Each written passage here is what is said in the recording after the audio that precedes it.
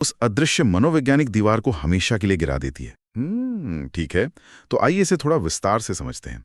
इस अध्ययन सामग्री को खंगालते हुए जो तस्वीर उभरती है वो बहुत व्यापक है। अगर हम दीवारों को गिराने की बात कर ही रहे हैं तो सबसे मजबूत दीवारें हमेशा सत्ता और राजनीति के गलियारों में ही रही हैं। बिल्कुल। राजनीति हमेशा से एक मुश्किल मैदान रहा है ना?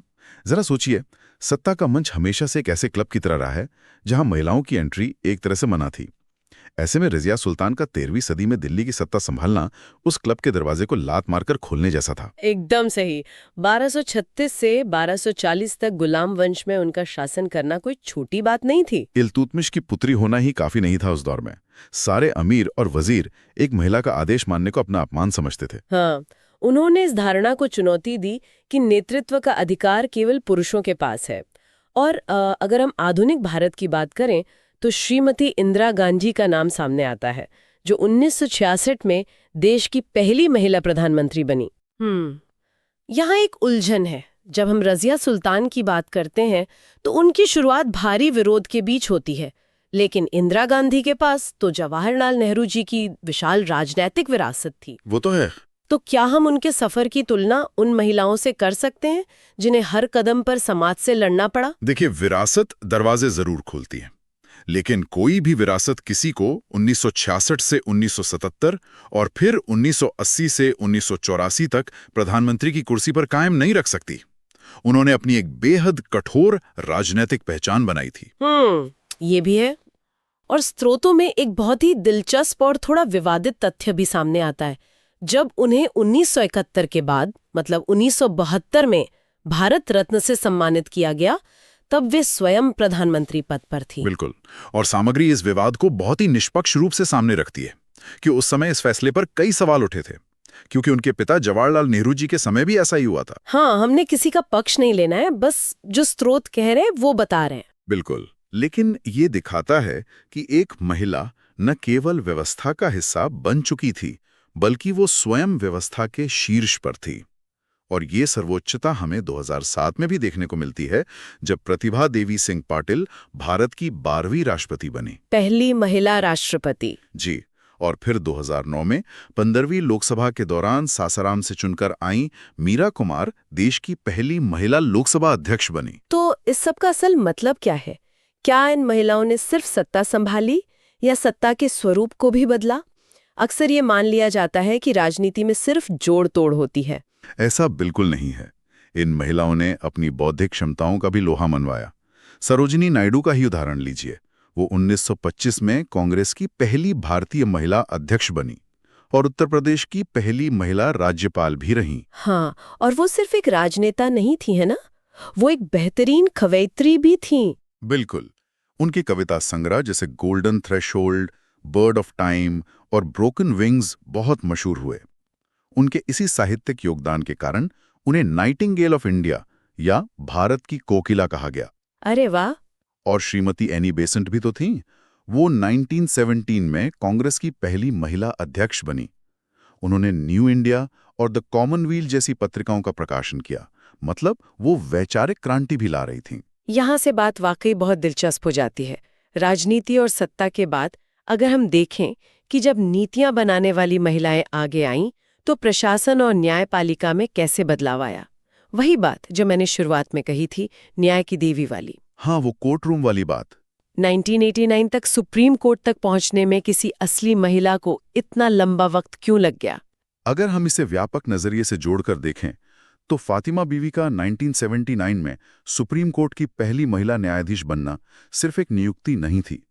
सोचिए, उनका जन्म 1927 में केरल में हुआ था। आजादी से बहुत पहले। हाँ, वहां से निकलकर सुप्रीम कोर्ट तक पहुंचना और बाद में मानवाधिकार आयोग की सदस्य और तमिलनाडु की गवर्नर बनना, वो पूरी व्यवस्था के भीतर से व्यवस्था को बदलने की एक बड़ी शुरुआत थी। और वो अकेली नहीं थी।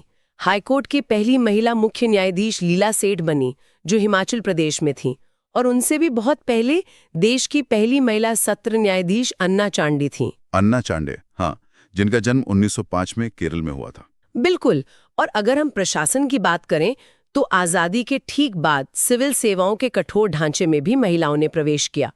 पहली महिला आईएएस अन्ना जॉर्ज, जो 1951 बैच की थी। और पहली महिला आईपीएस अधिकारी किरण बेदी का जिक्र तो बनता ही है। हाँ। 1972 बैच। सोचिए, पुलिस सेवा को तो पूरी तरह से क्या कहते हैं मर्दानगी और शारीरिक ताकत का प्रतीक माना जाता था।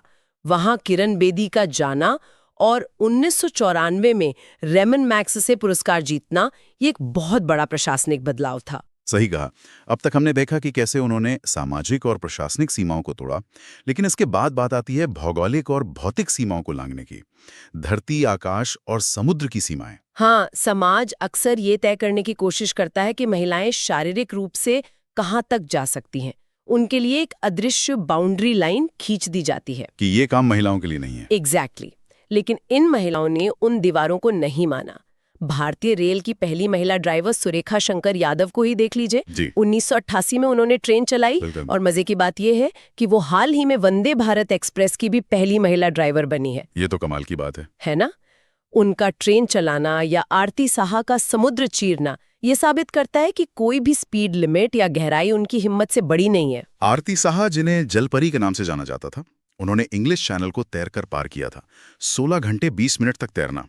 वो पहली भारतीय और एशियाई महिला थी जिन्होंने ऐसा किया। 16 घंटे पानी में, सोचकर ही रोंगटे खड़े हो जाते हैं। बिल्कुल। और ये एक महत्वपूर्ण सवाल खड़ा करता है, क्या एवरेस्ट पर चढ़ने या 16 घंटे से ज्यादा तैरने के लिए सिर्फ शरीर की जरूरत होती है, या उस अदम्य मानसिक इच्छा शक्ति की जो समाज की रूढ़ियों से लड़कर बनती है? मुझे तो लगता है मानसिक दृढ़ता ज्यादा जरूरी है। अब माउंट एवरेस्ट फतह करने वाली पहली भारतीय महिला बछेंद्री पाल की बात कर लें। 1984 में उन्होंने वो चढ़ाई की। और संतोष यादव भी, जो लगातार 2 बार एवरेस्ट पर चढ़ने वाली पहली महिला बनी। और अगर हम सबसे ठंडी और मुश्किल जगहों की बात करें तो दक्षिणी ध्रुव यानी साउथ पोल पहुंचने वाली पहली भारतीय महिला रीना कौशल धर्मशक्तु थीं। उन्होंने माइनस तापमान में 900 किलोमीटर की दूरी तय की थी। 900 किलोमीटर! ये वाकई शारीरिक और मानसिक सीमा की चरम परीक्षा है। और अगर हम सीमाओं से परे जाने की बात करें तो अंतरिक्ष में जाने वाली पहली भारतीय महिला कल्पना चावला का जिक्र भी स्रोतों में बहुत प्रमुखता से है। हाँ, 1962 में उनका जन्म हुआ था। उनका सफर तो हर भारतीय के लिए प्रेरणा है। बिल्कुल। 2003 में कोलंबिया विमान दुर्घटना में उनका निधन एक बड़ी त्रासदी थी, लेकिन उन्होंने आसमान की सीमाओं को भी लांघ दिया था। सही कहा आपने। और जब हम इन सीमाओं को लांघते हुए देखते हैं तो एक बात और साफ होती है कि भारत की इन महिलाओं ने विश्व पटल पर भी अपना परचम लहराया है। चाहे वो सम्मान की बात हो या खेलों की। विश्व स्तर पर पहचान पाना सबसे मुश्किल काम होता है। और वहां भी वो पीछे नहीं रही। मैं स्रोतों में नीरजा भनोट और MS सुब्बुलक्ष्मी के बारे में पढ़ रही थी। दोनों ने बहुत अलग अलग तरीकों से अंतर्राष्ट्रीय स्तर पर दिखाया कि भारतीय महिला करुणा और कला दोनों में सर्वोच्च है। नीरजा भनोट की कहानी तो बहुत ही भावुक कर देने वाली है। हाँ, 1986 में पैन एम फ्लाइट 73 के अपहरण के दौरान उन्होंने अपनी जान की परवाह किए बिना यात्रियों को बचाया। उनकी शहादत के लिए उन्हें अशोक चक्र मिला। वो असाधारण बहादुरी थी। और दूसरी तरफ MS सुब्बुलक्ष्मी जी, जो भारत रत्न पाने वाली पहली संगीतकार बनी। 1998 में उन्हें भारत रत्न मिला था और 1966 में उन्होंने संयुक्त राष्ट्र महासभा में अपना प्रदर्शन किया था। कला के जरिए पूरी दुनिया को जोड़ना कोई आसान बात नहीं है। बिल्कुल।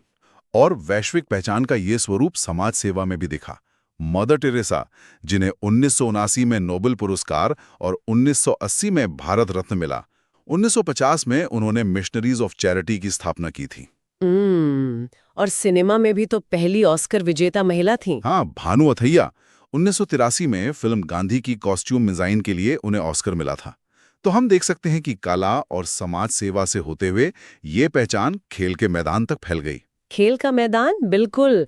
मुझे लगता है कर्णम मल्लेश्वरी का उदाहरण सबसे शानदार है। ओलंपिक में पदक जीतने वाली पहली भारतीय महिला। 2000 के सिडनी ओलंपिक में उन्होंने भारोत्तोलन यानी वेट लिफ्टिंग में कांस्य पदक जीता था। और वेट लिफ्टिंग जैसे खेल में जहां हमेशा पुरुषों का वर्चस्व माना जाता था, हाँ, एक भारतीय महिला का वहां जाकर मेडल जीतना, ये एक बहुत बड़ा तमाचा था उन रूढ़ियों पर जो महिलाओं को कमजोर मानती हैं। उनका वो मेडल जीतना भविष्य की महिला खिलाड़ियों के लिए सबसे बड़ा प्रेरणा स्रोत बना। उसके बाद तो जैसे खेलों में भारतीय महिलाओं की बाढ़ आ गई। एग्जैक्टली। PV सिंधु को देखिए, 2016 में रजत पदक। साइना नेहवाल ने 2012 में कांस्य जीता।